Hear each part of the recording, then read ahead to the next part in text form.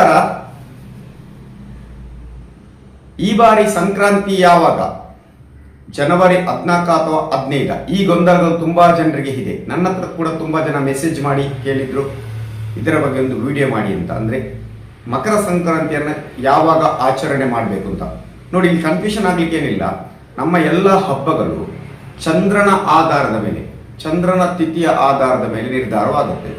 ಆದರೆ ಸಂಕ್ರಾಂತಿ ಮಾತ್ರ ಸೂರ್ಯನ ಆಧಾರದ ಮೇಲೆ ನಿರ್ಧಾರ ಆಗುತ್ತೆ. ಹಾಗಾದ್ರೆ ಈ ಬಾರಿ ಯಾವಾಗ? ಈಗ ದಕ್ಷಿಣ ಕನ್ನಡ ನೋಡಿದ್ರೆ ಸಾಮಾನ್ಯವಾಗಿ ನಾವು ಸಂಕ್ರಾಂತಿ ಹೊತ್ತು ದೈವಗಳಿಗೆ ಸೇವೆಯನ್ನ ಮಾಡ್ತೇವೆ, ಸಂಕ್ರಾಂತಿ ಸೇವೆಯನ್ನ ಮಾಡ್ತೇವೆ. ಕೆಲವೊಂದು ಮನೆಯಲ್ಲಿ ಮತ್ತೆ ಅವರ ಕುಟುಂಬದಲ್ಲಿ ಎಲ್ಲ ಇರ್ತದೆ. ಹಾಗಾದ್ರೆ ಯಾವಾಗ ಮಾಡ್ಬೇಕು? ಅವರಿಗೆ ಗೊಂದಲ ಇದೆ. ಇವಾಗ 14ನೇ ತಾರೀಕು ಮಾಡ್ಬೇಕಾ, 15ನೇ ತಾರೀಕು ಮಾಡ್ಬೇಕಾದ್ರೆ ಕೆಲವರೀಗ ಶಬರಿಮಲೆಯಲ್ಲಿ 14ನೇ ತಾರೀಕು ಮಕರ ಜ್ಯೋತಿ ಕಾಣುತ್ತೆ, ಆದ್ರಿಂದ 14ನೇ ತಾರೀಕೆ ಮಾಡಬೇಕು ಅಂತ ಹೇಳ್ತಾರೆ. ಆ ವಿಚಾರ ಬೇರೆ. ಏನು ಶಬರಿಮಲೆಯಲ್ಲಿ ಜ್ಯೋತಿಯನ್ನು ಕಾಣ್ತದ ಆ ವಿಚಾರ ಬೇರೆ. ಆದ್ರೆ ಸಂಕ್ರಾಂತಿ ಯಾಕೆ ಇವತ್ತು ಗೊಂದಲದಲ್ಲಿ ಬಂದಿದೆ ಅಂತ ನೋಡಿ, ಸಂಕ್ರಾಂತಿ ಸೂರ್ಯನ ಆಧಾರದಲ್ಲಿ. ಸೂರ್ಯವನ್ನು ತನ್ನ ಪಥವನ್ನ 30 ದಿನಕ್ಕೋಸ್ಕರ ಒಂದು ರಾಶಿಯಿಂದ ಇನ್ನೊಂದು ರಾಶಿಗೆ ಬದಲು ಮಾಡ್ತಾನೆ, ಅಂದ್ರೆ ಚೇಂಜ್ ಆಗ್ತಾನೆ. ಸೊ ಇವಾಗ ಏನು ಧನುರ್ಮಾಸ ನಡೀತಾ ಇದೆ, ಧನುರ್ ಸಂಕ್ರಾಂತಿ ಅಂತ ನಾವು ಮಾಡಿದ್ದೇವೆ, ಅಂದ್ರೆ ಡಿಸೆಂಬರ್ ಅಲ್ಲಿ. ಸೊ ಅಲ್ಲಿಂದ ಸಂಕ್ರಾಂತಿಯಿಂದ ಈ ಸಂಕ್ರಾಂತಿ ತನಕ ಅದು ಸೂರ್ಯ ಧನುರಾಶಿಯಲ್ಲೇ ಇರ್ತಾನೆ. ಧನುರಾಶಿಯಿಂದ ಯಾವಾಗ ಮಕರ ರಾಶಿಗೆ ಸೂರ್ಯ ಪ್ರವೇಶ ಮಾಡ್ತಾನ ಆವಾಗ ಮಕರ ಸಂಕ್ರಾಂತಿ ಅಂತ ನಾವು ಕನ್ಸಿಡರ್ ಮಾಡ್ತೇವೆ.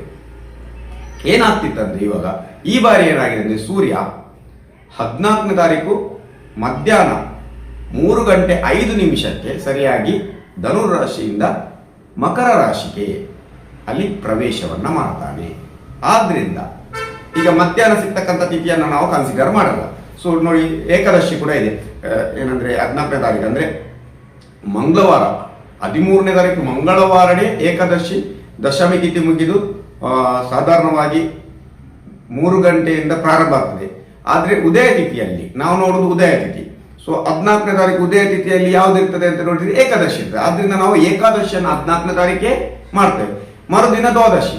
ಆದ್ರಿಂದ ಮಕರ ಸಂಕ್ರಾಂತಿ ನಿಜವಾಗಿ ನೋಡಿದ್ರೆ ನಾವು ಮಕರ ಸಂಕ್ರಾಂತಿ ಯಾವಾಗ ಆಚರಿಸಬೇಕು ಅಂತ ಕೇಳಿದ್ರೆ ಸಂಕ್ರಾಂತಿ ಹಬ್ಬವನ್ನ 18ನೇ ತಾರೀಕೆ ಆಚರಣೆ ಮಾಡ್ಬೇಕು. ಯಾಕಂದ್ರೆ ಅಲ್ಲಿ ಸೂರ್ಯ ಪ್ರವೇಶ ಮಾಡಿರ್ತಕ್ಕಂಥದ್ದು 3:05. 14ನೇ ತಾರೀಕು ಮಧ್ಯಾಹ್ನ 3 ಗಂಟೆ, ಅಲ್ಲಿ ಸಂಜೆ ಮಾಡ್ಲಿಕ್ಕೆ ಆಗಲ್ಲ. ಆದ್ರಿಂದ ಅದನ್ನ ಉದಯ ತಿಥಿ ಅಂತ ತಗೊಂಡು ಮರುದಿನ ನಾವು ಆಚರಣೆ ಮಾಡ್ತೇವೆ. ಸೊ ಹಾಗಾದ್ರೆ ದೈವದ್ದು ಈಗ ಸಂಕ್ರಾಂತಿ ಎಲ್ಲ ನಾವು ಮಾಡ್ತೇವೆ, ದೈವ ಮನೆಯಲ್ಲಿ ದೈವಗಳಿದ್ರೆ ಸಂಕ್ರಾಂತಿ ಅದನ್ನ 14ನೇ ತಾರೀಕು ಮಾಡಬಾರ್ದು ಕೇಳಿದ್ರೆ ಆಕ್ಚುಲಿ ಮಾಡಿದ್ರೆ ಏನಾಗ್ತದೆ ಅಂದ್ರೆ ಅದು ಧನುರ್ ಸಂಕ್ರಾಂತಿ ಅಂತ ಆಗ್ತದೆ, ಮಕರ ಸಂಕ್ರಾಂತಿಗೆ ಆಗಲ್ಲ. ಮಕರ ಸಂಕ್ರಾಂತಿ ಇನ್ನೂ ಬಂದಿರುವುದಿಲ್ಲ, ಮಾಡ್ಲೇಬಾರ್ದು. ಅದು ನಿಮ್ಮ ಇಷ್ಟ, ಮಾಡಬಹುದು.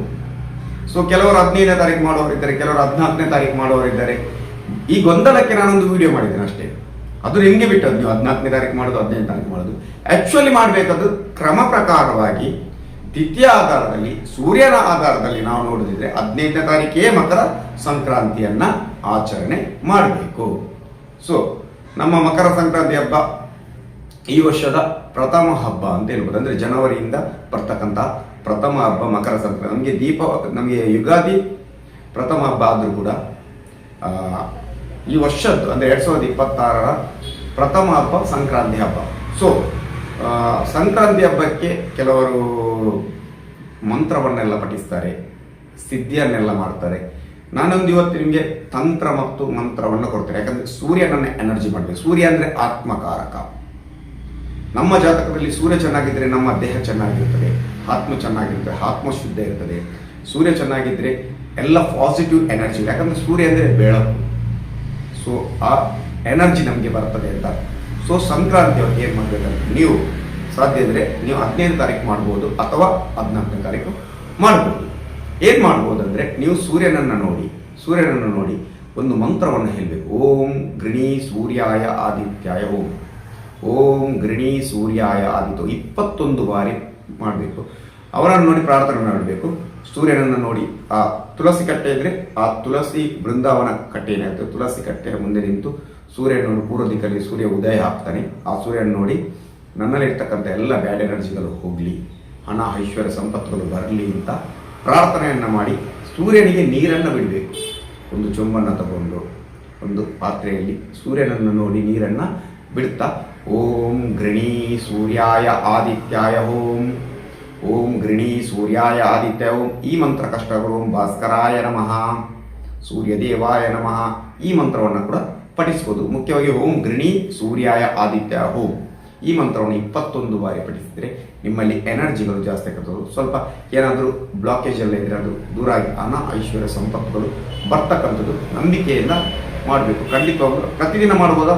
ನಂತರದಲ್ಲಿ ಪ್ರತಿದಿನ ಅದನ್ನು ಬೇಕಾದರೆ ಮಾಡ್ಬೋದು. ಸೊ 14 ತಾರೀಕು ಮತ್ತು 15 ತಾರೀಕು ಮಿಸ್ ಮಾಡದೆ ಎಲ್ಲರೂ ಇದನ್ನು ಮಾಡ್ಬೋದು. ಸೊ ಏನಾದರೂ ಇದರಲ್ಲಿ ನಿಮಗೆ ಕನ್ಫ್ಯೂಷನ್ ಇದೆ ಖಂಡಿತವಾಗ್ಲೂ ಕಮೆಂಟ್ಸಲ್ಲಿ ಕೇಳ್ಬೋದು, ನಾವು ಉತ್ತರವನ್ನು ಕೊಡ್ತೇವೆ. ಮುಂದಿನ ವೀಡಿಯೋಸ್ ಬರ್ತೀನಿ. ಇಲ್ಲಿವರೆಗೆ ನಮಸ್ಕಾರ.